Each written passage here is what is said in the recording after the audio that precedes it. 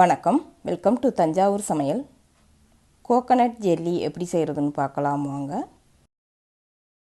அதை செய்கிறதுக்கு ஒரு இளநீர் எடுத்து தண்ணி தனியாக தேங்காய் தனியாக எடுத்துக்கலாம். தண்ணி 1 கப் அளவுக்கு இருக்குது, இது இருக்கட்டும். அதுக்கப்புறம் அகர் பவுடர் எடுத்திருக்கேன். இது ஒயிட் கலரு, உங்களுக்கு கலர்லேயும் கிடைக்கிது. கலரில் வேணால் கலரில் வாங்கிக்கலாம், ஒயிட்டில் வேணால் ஒயிட்டில் வாங்கிக்கலாம். இதில் 12 கிராம் இருக்குது, இன்ஸ்ட்ரக்ஷன் இதிலேயே கொடுத்துருக்காங்க.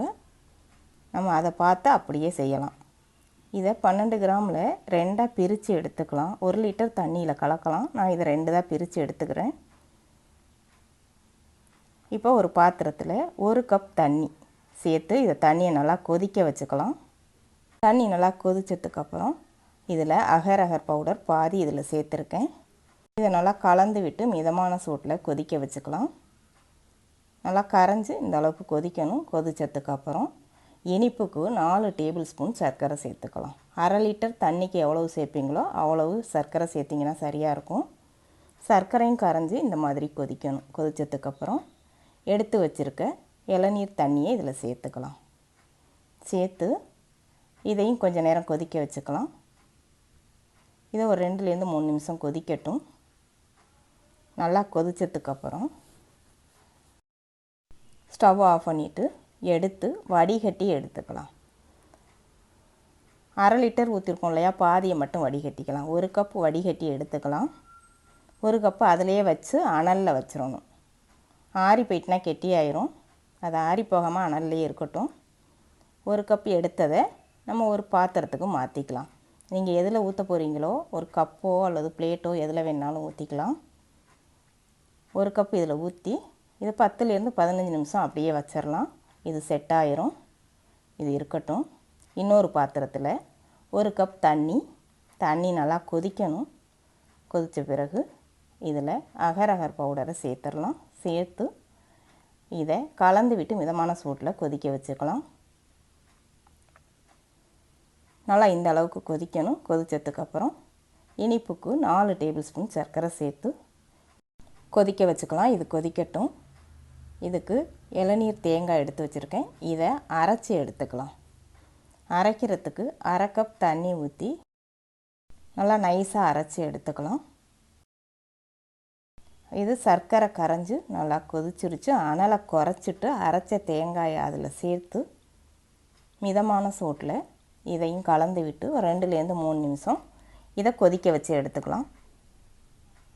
இது நல்லா கொதித்து பால் மாதிரி வந்துடும். தண்ணியும் தேங்காயும் நல்லா கலந்து கொதிக்கணும்.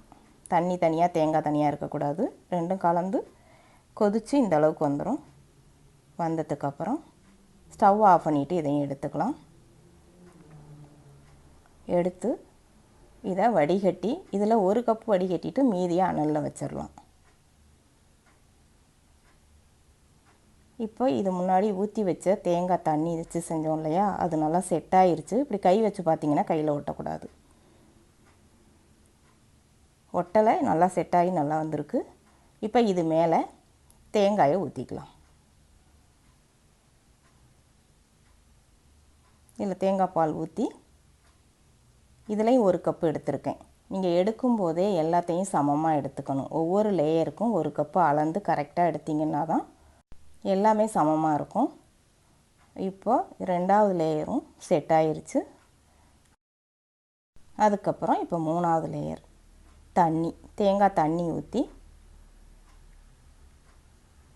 இதையும் அதே மாதிரி ஊற்றிக்கலாம். ஊற்றிட்டு இது ஒரு 10 நிமிஷம் விட்டிங்கன்னா இதுவும் செட் ஆயிரும். அதுக்கப்புறம் 10 நிமிஷத்துக்கு அப்புறம் திரும்ப 4வது லேயர். நீங்கள் எத்தனை லேயர் ஊற்றுறீங்களோ ஒவ்வொன்றுக்கும் 10லேருந்து 15 நிமிஷம் விட்டு அது செட் ஆனதுக்கப்புறம் கை வச்சு பார்த்திங்கன்னா ஒட்டக்கூடாது. ஒட்டாமல் இருக்கும்போது ஊற்றிடலாம். கொஞ்சம் சூடாக இருக்கும்போதே ஊற்றிடணும். ஒரு லேயர் ஊற்றி நல்லா ஆறிடுச்சு. அதுக்கப்புறம் இன்னொரு லேயர் மேலே நீங்கள் சூடாக ஊற்றினாலும் அது ஒன்றோட ஒன்று ஒட்டாது. ஒட்டின மாதிரி தெரியும், ஆனால் பிரிஞ்சு வந்துடும். செட் ஆனதுக்கப்புறம் நீங்கள் பிளேட்டுக்கு மாற்றி கட் பண்ணிவிட்டு சாப்பிட்லாம். ஜில்லுன்னு சாப்பிட்றவங்க ஃப்ரிட்ஜில் வச்சுட்டு எடுத்து சாப்பிட்லாம். ஜில்லுன்னு சாப்பிடும்போது டேஸ்ட்டு ரொம்ப நல்லாயிருக்கும். நான் இதை 1/2 மணி நேரம் ஃப்ரிட்ஜில் வச்சுருக்கேன். 1/2 மணி நேரத்துக்கு அப்புறம் இதை பிளேட்டுக்கு மாற்றி இப்போ கட் பண்ணி எடுத்துக்கலாம். இதை தேங்காயிலையும் செய்யலாம். இளநீல மட்டும் இல்லை, தேங்காயிலையும் செய்யலாம். தேங்காயில் தேங்காய் தண்ணி எடுத்துக்கலாம். தேங்காயை அரைச்சி பால் வடிகட்டி எடுத்துக்கணும். தேங்காயை அப்படியே சேர்க்க முடியாது. இது மாதிரி பால் வடிகட்டிட்டு சேர்த்திங்கன்னா இந்த மாதிரி டேஸ்ட்டும் நல்லாயிருக்கும்.